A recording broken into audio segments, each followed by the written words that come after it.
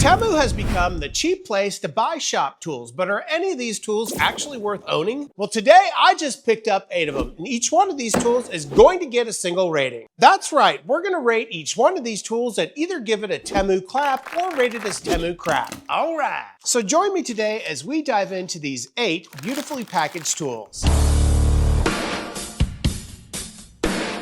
Now, some of these items are cheaper than a fast food lunch, especially at today's prices, while others are knockoffs of shop tools that we already know and love. And then there's these batteries, which Temu claims are replacements for 20-volt, 8-amp-hour batteries for DeWalt. And if true, they may be the best deal in today's entire video. But in the end, only the tools that earn a place in my shop will get a Temu Clap, while everything else will be placed in the pile of crap. Care for some crap? So let's not waste any more time and dive into each one of these tools, going from cheapest to most expensive, and see if they earn a place in my shop. First off, we have these microfiber cloths, and apparently from Temu, they have no idea whether or not they're giving you 8 or 16. And apparently after opening up the packaging, it's 16, which is just an added bonus. Now, these aren't the most exciting shop items available on Temu, but consumables like this are a great thing to pick up on this site. And we don't need to take a deep dive into these cloths, but they are double-sided and they don't immediately fall apart, which means that we can use these cloths for things like shop cleanup, dust removal, and even applying finishes like Danish oil. And obviously these things aren't changing anybody's life, but they do indeed work. And for that reason alone, I'm giving these a golf clap.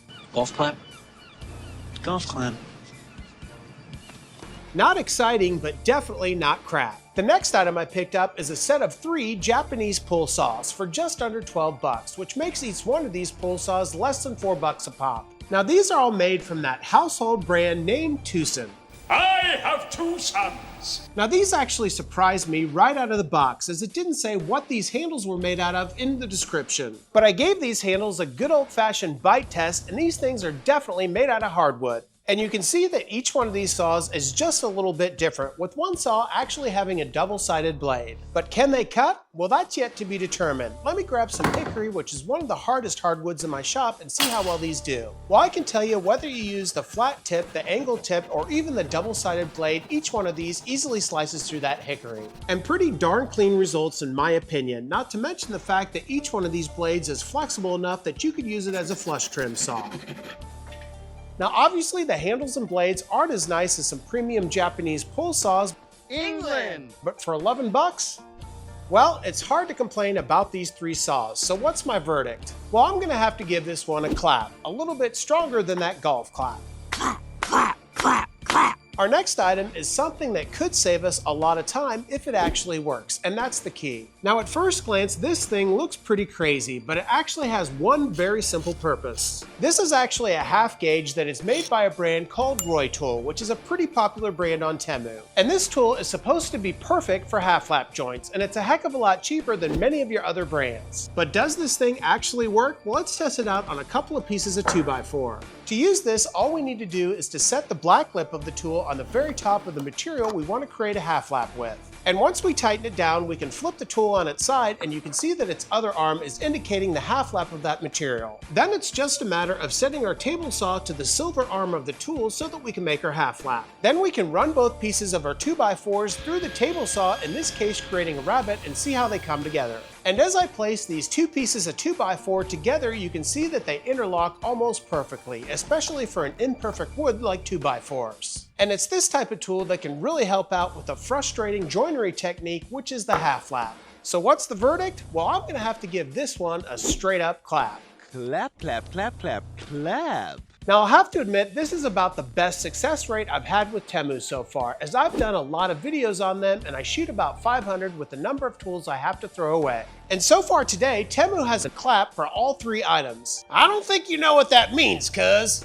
But unfortunately, now we're getting into some items where precision really matters, so let's get into it. First off, we have a precision square made by the household name Goes. Now, I've actually been following this brand on many of my Amazon deep runs. However, I just didn't want to pay the price. So when I saw it on Temu, I thought I'd pick it up. Now obviously this is a knockoff of many of the high-end squares that you see woodworkers on YouTube using all the time. And for 16 bucks, this thing could be a complete steal, but is it actually accurate? Well, let's do a couple of tests. First off, we'll take some plywood, strike a line, flip the square over, and strike a secondary line. And I'll have to admit, I'm actually blown away. Both of those lines are completely parallel, running down the entire length of the square. Let's do a light test on this thing with the overpriced industry favorite, which is the woodpeckers. And with these two squares side by side and shining a flashlight behind them, I'm not seeing any light at all, reassuring me that this thing is actually square. But what about the markings on it? Well, let's place it right up against that woodpeckers again and see how the markings align. And as you can see, whether you're taking a look at the bottom of the square or the top of the square, I'm seeing no variance whatsoever. And I really like the fact that this square has got that lip to allow you to balance the square right on the edge of your workpiece, and it's got scribe holes at every 1/16 of an inch. And because of all these features and the accuracy of this square, I'm going to give a verdict that I didn't think I'd be giving. And that, of course, is another Temu Clap. Clap, clap, clap, clap, clap. But let's keep with the measuring and marking tools and check out the next item I picked up, which is called a multi-gauge. Before we dive into this next tool, however, do me a huge favor, hit that subscribe button, leave a like, leave a comment, and share this video. It truly does help out this channel. And if you haven't checked out my website yet, go to FlynnDoggWoodwork.com. I've just revamped my entire website, and I even have some new apparel like all the t-shirts that I wear in my videos. Not to mention, I'll also be leaving links to all the items we take a look at today in the description below, and I'll even put a coupon in there for $100 just in case you want to check some things out. And finally, if you'd like to support this channel even further, check out my channel memberships, where you get early access to all my videos as well as one member video a week. Now let's get back into that multi-gauge. So I spent an arm and a leg on a multi-gauge like this about 3 years ago, and I spent about 70 bucks. And if we compare that one to this one, they look suspiciously similar. The difference is this one wasn't over 70 bucks. In fact, it was less than 18. And I'll have to admit, I'm not seeing much of a difference between these two items other than the price. Now, if you're not familiar with what a multi-gauge is, I'm not going to go over every detail of it in this video, but it is one of my favorite measuring and marking tools in my shop. It's kind of like a Polini pocket rule on steroids. Let's quickly go over some of the features that I like. First off, let's talk about the scribing ability of this tool. Instead of having to deal with the small bird's mouth and the pocket rule, this thing's got a 4-inch ruler to scribe your lines. And along with that 4-inch ruler, it's also got a 4-inch lip, which just makes it a heck of a lot more stable than the pocket rule. And another nice feature is it also has a secondary lip at 45, just giving you that much more versatility. And you can use either side of the ruler for your measurements, allowing you to use this thing like a depth gauge. But let's talk about this Temu knockoff specifically. The fit, feel, and both feel almost identical. In fact, they look like they're manufactured in the exact same way. And if we look at the Temu knockoff, you can see that it has a feature that the Woodwork just doesn't have, and that's a double-sided ruler with metric on the back. But is this thing accurate? Well, let's strike a line at 90 and 45 and test it up against our woodpecker's delve square. And whether we approach with that 90-degree edge or the 45-degree edge on that delve square, you can see that they're both completely parallel. So the question is, do you want to spend over 3 times the money for a higher-end brand like Woodwork? So what's the verdict? Well, it's obviously a Temu Clap. Because of its versatility, its accuracy, as well as increased functionality, I think this is definitely something you might want to check out. Stomp, stomp, clap. Stomp, clap. In keeping with precision, let's move on to the next item I picked up, which is a set of, well, setup blocks. If we open up this case, you can see that these setup blocks are all orange, and that's because it's made by the brand Nitra, which is a brand that I've been very impressed with in the past. And these blocks were extremely affordable, coming in at just over 20 bucks. But if the dimensions aren't right, these things are essentially useless and only useful for paperweights. Now, one thing that's really nice about these setup blocks is they actually have a scale running down their entire length as well as their height. And that 1, 2, 3 block even includes a scale for the width. And each of these setup blocks are in 32nd inch increments going from 1/16 all the way up to that 1, 2, 3 block. But none of these features are worth a damn unless they're actually accurate. So let's break out the calipers and test out 3 of these blocks. First off, let's start off by testing the dimensions of the 1, 2, 3 block. And as you can see, not only is the 1 inch, but the 2 inch and the 3 inch is completely accurate. Let's try the smallest setup block, which is the 1/16 of an inch. And as we place our calipers on it, you can see it reads exactly 1/16 of an inch. And finally, finally, let's try one of the odd measurements, which is the 7/30 seconds. And once again, you can see it reads right out at 7/30 seconds. Well, once again, these setup blocks are completely meeting my expectations, which actually surprises me. And because of this, once again, believe it or not, I'm gonna have to give this item another Temu Clap. Clap, clap, clap, clap. And if you were to tell me at the beginning of this video I'd have 6 for 6 Temu Claps, I'd tell you were crazy.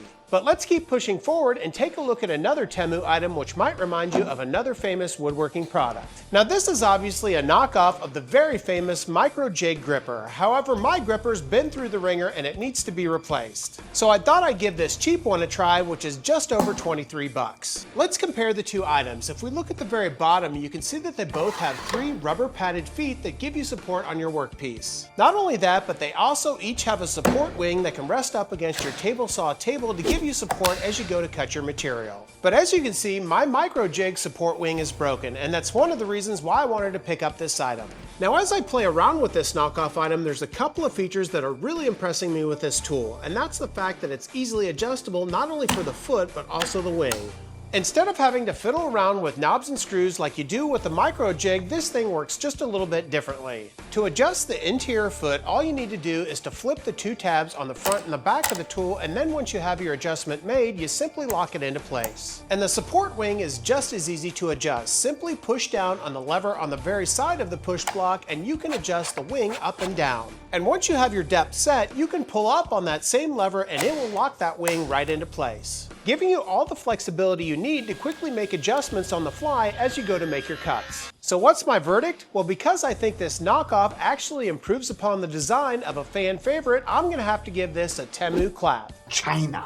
Especially since I think that gripper is way overpriced and this thing is just over 20 bucks. Well, we're finally down to the most expensive item I picked up on this haul at a whopping 28 bucks. Now this pack of 2 8-amp-hour batteries were so cheap that I would have paid the same price for a set of 2 amp-hour batteries. And for me, the most important thing that I want to check out with these batteries is the battery life of them. And because of this, I'd like to test out the battery life of these batteries and see if they can even beat a 2 amp-hour DeWalt branded name battery. Now a couple of months back, I actually did a video where I took a brand new 2 amp-hour DeWalt battery and ran it from fully charged all the way to 0 using a router. And for this video, I simply put that 2 amp-hour battery into the router and let it run until it actually drained the battery entirely. And by using a stopwatch that I placed right in front of that router, I got a runtime of just under 15 minutes. So I want to do the same test for these 8 amp-hour batteries and see if they can last just a little bit longer. So I'll take one of these fully charged 8 amp-hour battery and slide it right into my router.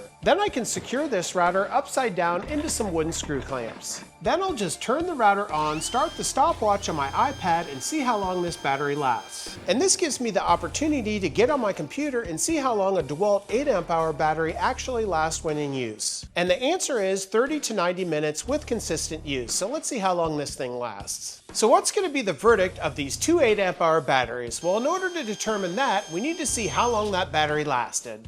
Well, as you can see, one of these 8 amp-hour batteries lasts about as long as a brand new 2 amp-hour DeWalt battery. And this is a tough one for me to make a decision on because even though these batteries didn't last as long as they should, they still were cheaper than that DeWalt battery. But because this is a brand new battery and it's supposed to be 8 amp hours and I expect this battery to deteriorate over time, I'm going to have to give this a Temu Crap. I love Chinese crap. And because I wasn't putting any pressure on this router whatsoever, I would expect this router in use to only last about 7 minutes. Well, I have to admit, even though we ended with a piece of crap, this has been my most successful Temu haul, as typically when I buy things from Temu, I end up throwing away about half of the items. And these are all items that I spent just a little bit more money on Temu than I usually do, and that's something to think about next time you're on there. Well, I really appreciate you joining me today on this Clap or Crap showdown, and before we get to Bert's comedy routine at the end of this video, do me a huge favor, hit that subscribe button, leave a like, leave a comment, and share this video. And if you haven't checked out my website, go to FlynnDoggWoodwork.com where I just revamped the entire website and even put out some new apparel. And I'll try to leave links to all the Temu items we took a look at today in the description. However, Temu's inventory is constantly changing, but I will leave a $100 coupon bundle in the description below. And finally, if you'd like to support this channel even further, check out my channel memberships where you get early access to all my videos as well as one member video a week. Until next time, take care as always.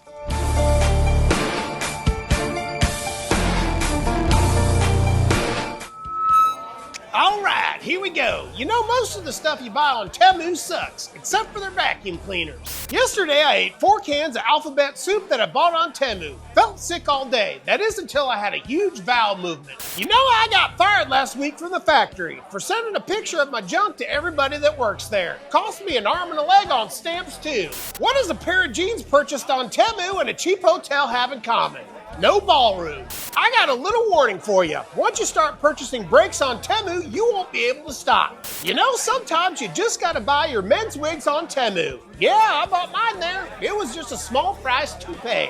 I got a dead bird for sale and it's not going for cheap. After years, my parrot finally died of a long-term illness. I was pretty upset, but I guess it's a weight off my shoulder. You know, I don't think I need to go to my therapist anymore. After buying some toilet paper on Temu, I was easily able to get in touch with my inner self. What's the difference between a cheap guy at a restaurant and a guy that packages silicone breast implants? Well, one's a shitty tipper.